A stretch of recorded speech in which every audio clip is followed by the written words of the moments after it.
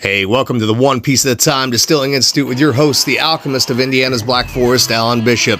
Hey, this channel is all about home distilling and legal distilling. If you've got questions, reach out to us in the comments below, social media, or via bishopshomegrown@gmail.com. And don't forget to check out thealchemistcabinet.com. Hey guys, back again with another One Piece at a Time talking head video. I know you're probably tired of me saying that, but I'm going to keep saying it.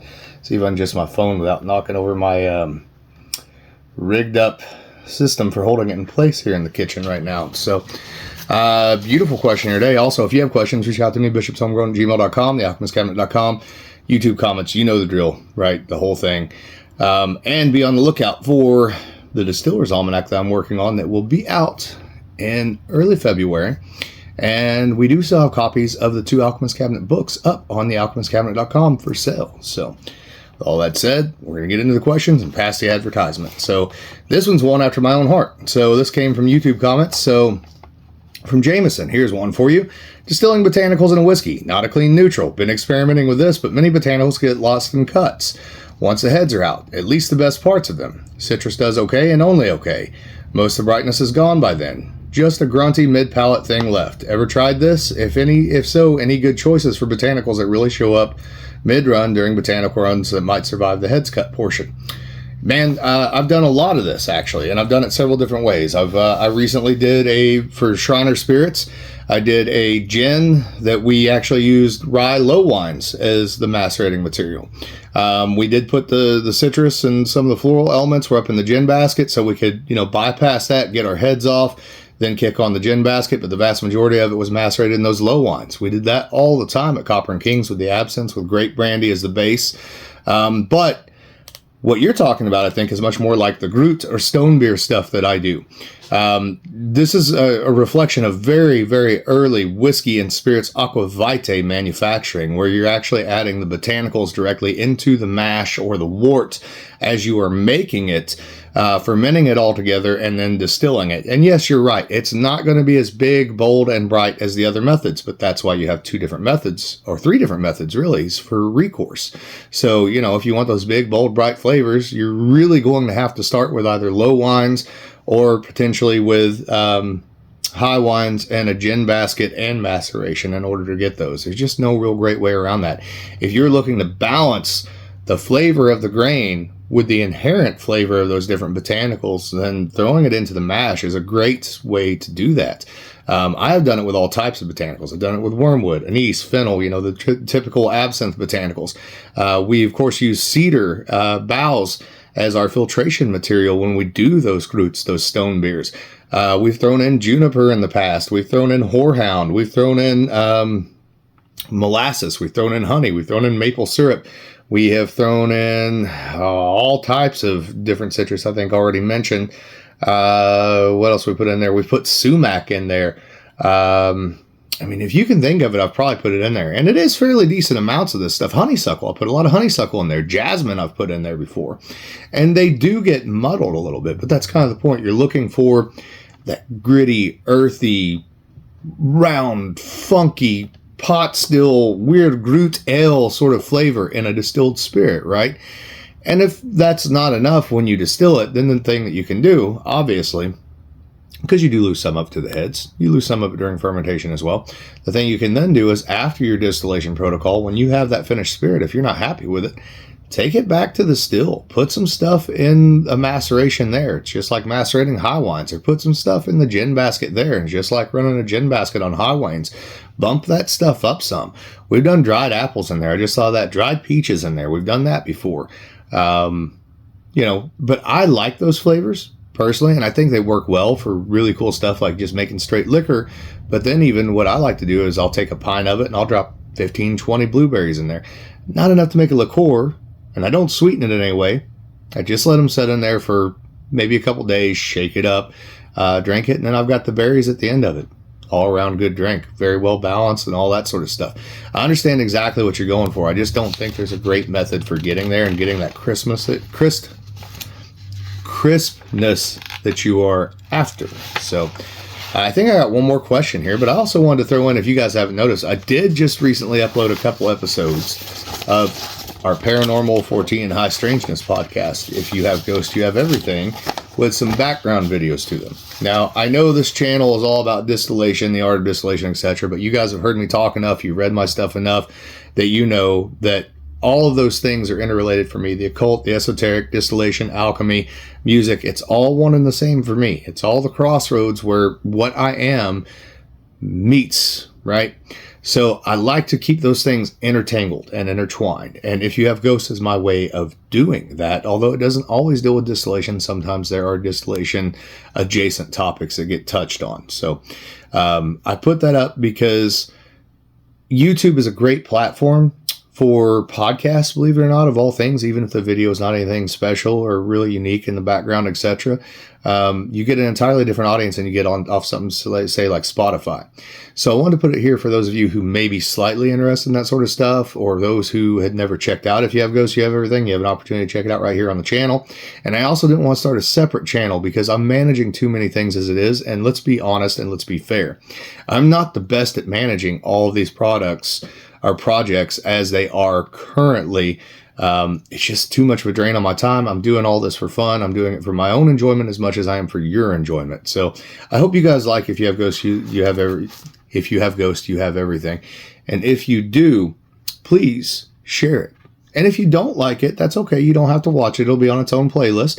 But maybe you know some people that would enjoy that. Please feel free to pass it along to them.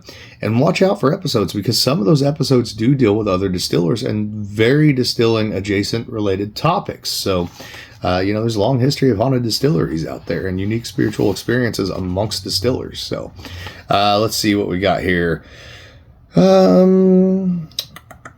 All right, so Happy New Year. I hope you're doing well. Thanks for what you do, and especially your YouTube channel. I really appreciate the time and effort you put into educating the community and answering the questions. I live in Australia, so getting my hands on good corn varieties and quantity is a bit challenging. I love bourbon, so currently I'm using bags of imported flake corn for a wheated bourbon recipe and maturing in homemade Badmo barrels. I really like the concept of growing my own corn because currently I'm paying way too much for flake corn and thinking it would be fun to have a shot at. My questions are, what corn varieties do you find work best, and what specialty corn would be worth sourcing seeds for and experimenting with? I remember you said you're not a big fan of Bloody Butcher. 2, what's the process of growing the corn? How much do you need for the equivalent yield of a 25 kilogram bag? And 3, I've seen a few online videos and blog posts of people using corn that is still fresh, not yet dried, to make their bourbon. What's your thoughts on this? Great question. So number 1, not a fan of Bloody Butcher, not a fan of Jimmy Red. To me, they're too muddy, they're too muddled, they don't have bright, beautiful flavors that I can pick out in a mash bill versus that kind of muddy, musty mess that they tend to make. If you're looking for good red corn, New York Red is a great semi-flint dent corn that was bred for distillation purposes specifically, and I love it. Amanda Palmer, the corn I bred myself, I bred that specifically for distillation purposes and distillation protocols. It's packed with flavor, long-chain fatty acids, amino acids, from which the aroma precursors do distill over, at least in pot still distillation. A lot of the old white varieties, Hastings Prolific is one that's very endangered that people should really be looking for. And probably my favorite corn of all time is the Cateto or the Argentinian Orange. Find a good source for it. The kernel should be as dark as a jack-o'-lantern. They should be that dark. It's high carotenoid, and it distills just like it tastes in grits. If you want a good test for whether or not a corn's going to make good whiskey, make grits out of it. Because when you make grits, you're essentially mashing in without the conversion. And it'll give you a pretty good straight line answer as to what that mash is going to taste like and roughly where that whiskey's going to head. So it's a process of growing corn. So you plant in spring. I usually plant a week before the first frost, or up to, here, we'll plant up to, our first frost is usually May 10th, May 11th. So we'll plant the last week of April, beginning of May, somewhere in there.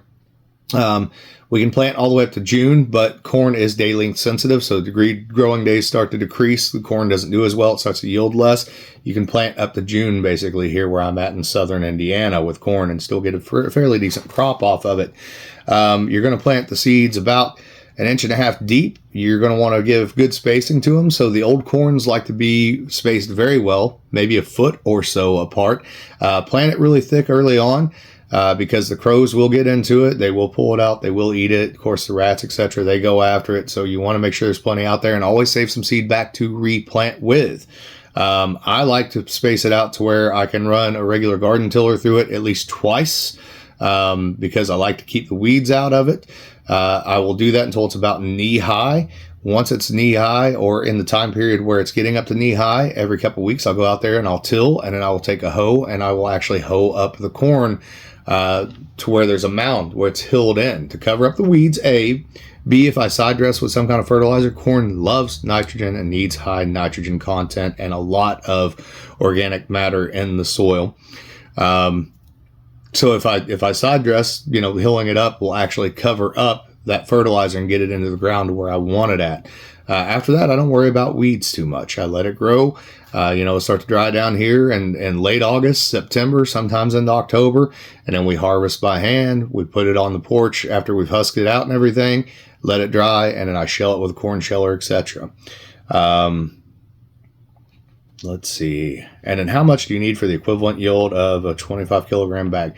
So being American, I talk in American, right? So I'm going to talk in pounds here, but to give you a rough idea, we go by bushels typically. So most of these old heirloom corns will yield from 40 up to 100 bushels a year, depending on what they are and what the conditions are.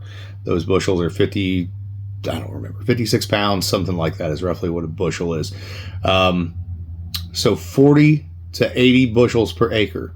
So even a 1/16 of an acre going to give you, on the low end, 2.5 bushels. Pretty decent amount of corn seed. You're going to be able to make 6-7 gallons of whiskey out of that easily if you're a halfway competent distiller, even if you're not using exogenous enzymes. So bear that in mind. I've seen a few online videos and blog posts of people using corn that's still fresh. So you're thinking sweet corn or maybe even filled corn in the milk stage to make their bourbon. What's your thoughts on this?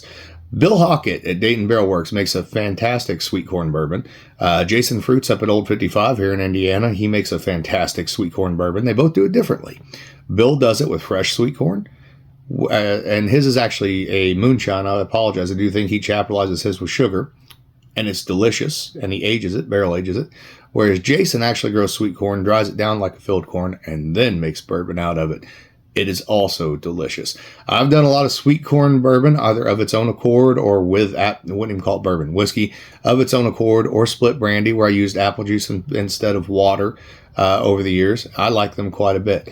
I've never done a whiskey where I've used filled corn in the milk stage. I don't see any reason why it wouldn't work, but I don't know why you would want to. You're going to lose yield, truthfully.